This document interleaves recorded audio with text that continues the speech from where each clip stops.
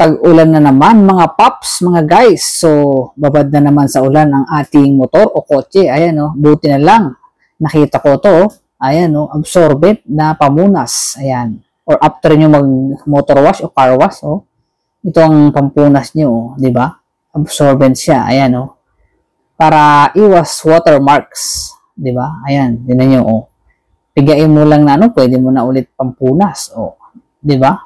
Wala kahirap-hirap pag, ano, magka-car wash or motor wash, ayan, oh. Bigay mo na ganyan, oh. Pag puno, oh. Pwede mo na ulit pampunas, di ba? Ayan, ang absorbent na pamunas para maiwasan natin ang watermarks. Ayan. So, absorbent na pamunas ang kailangan natin, oh. Okay? Tingnan nyo dito sa part na to, oh. Di ba? After kasi nag-motor wash, ayan. Ito ang ginagamit kong pampunas. Okay?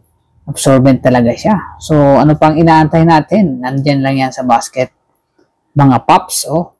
Gamitin nyo to pagka after nyo mag-car wash or motor wash ng inyong mga sasakyan, oh. Absorbent talaga siya, oh. Bigayin mo lang na ganyan, oh. Makapal, okay? Thank you for watching.